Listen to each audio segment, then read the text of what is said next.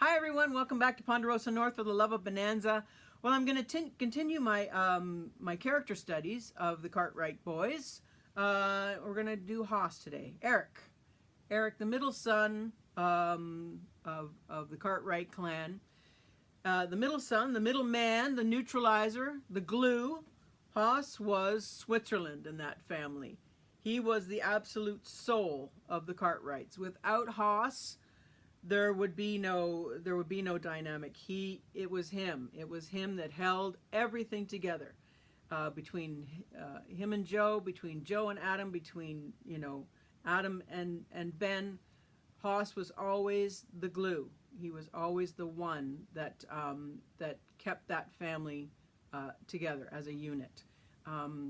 He was a very kind, loving, gentle, uncomplicated, gullible, powerful man. He was a very wise man, not dumb or stupid. It really gets my goat when Hoss is referred to that way. He was anything but.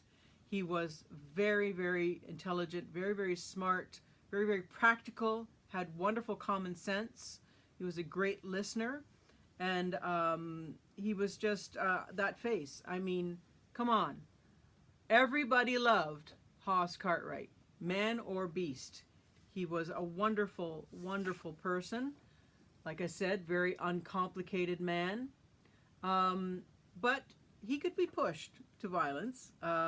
He was a very protective man of his family and friends. He actually killed a bear with his bare hands. That's how powerful Hoss Cartwright could be. In The War Comes to Washoe, he and Adam have caught up with Gregsmere and they're trying to get information out of him. And Hoss says, if you don't tell us what we want to know, I'll tear you limb from limb. And Adam very quietly says, well, he could, So there was this sort of juxtaposition, he was the gentlest person you could ever imagine. And then on the other side of it, if you pushed him and if he needed to be, he could kill you with his bare hands. And I think that's what made Hoss so interesting.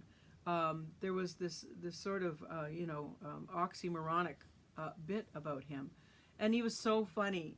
I mean, little Joe could make him do things that I mean, in the flapjack eating contest, Hoss is bench pressing a wagon with Joe sitting on it. Amazing person.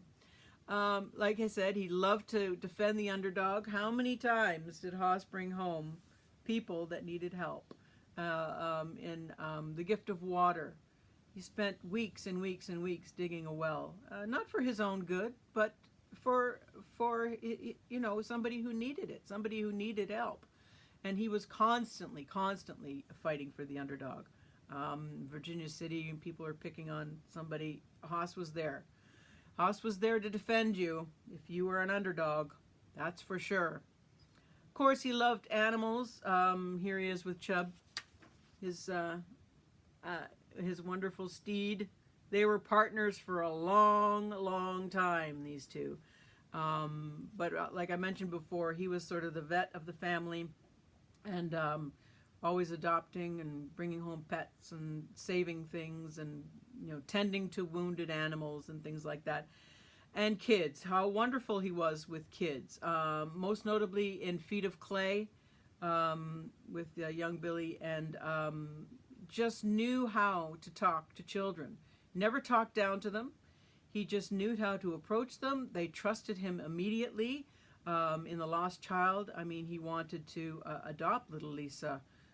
They had such a bond, and so that didn't work out. So not only was he being rejected by grown women, he was being rejected by children as well. And in the romance department, as we all know, oh my goodness, Lonely Hearts Club, poor Hoss. When you have two brothers that are both Casanovas, and it's difficult. It's difficult to compete with Joe and Adam. And unfortunately, women did take advantage of Hoss.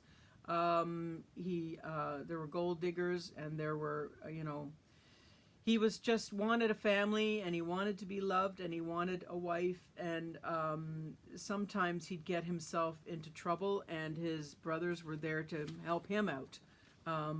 But he never found that special woman. It was very, very, very hard to watch sometimes, Hoss and his romantic escapades. But his love of his life was the Ponderosa.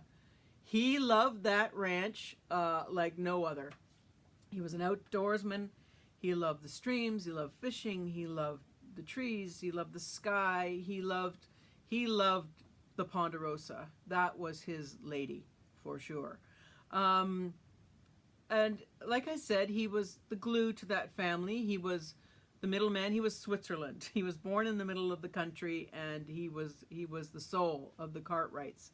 And like I said before, he was a very wise man. He always knew the right thing to say at the right time. In the Dark Gate, Adam's friend, Ross Marquette, is suffering from a terrible mental illness, and he's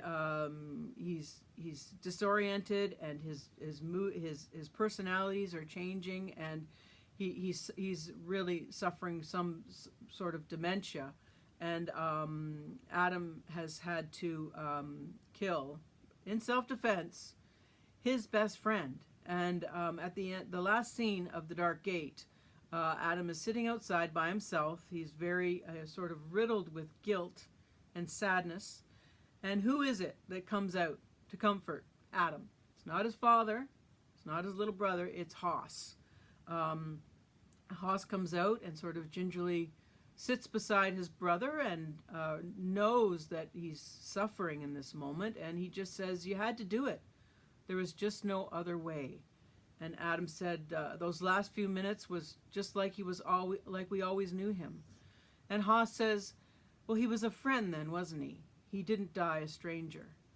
And Hoss was constantly coming up with these wonderful, wise sort of things to say, and just tying up all the loose ends and making sense of everything.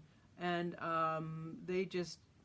Adam goes, "Yeah, you're right." And the two of them get up and they have a little hug, and they walk back into the Ponderosa. So yes, Hoss Cartwright, a beautiful, beautiful man, played by Dan Blocker, of course. There would be no Cartwright family without Hoss. And as we all know, when Hoss passed away, that was it. There was no going back. He defined that show and that family. So don't forget to like, share, and subscribe, and we'll see you next time on Ponderosa North for the Love of Bonanza. Bye for now.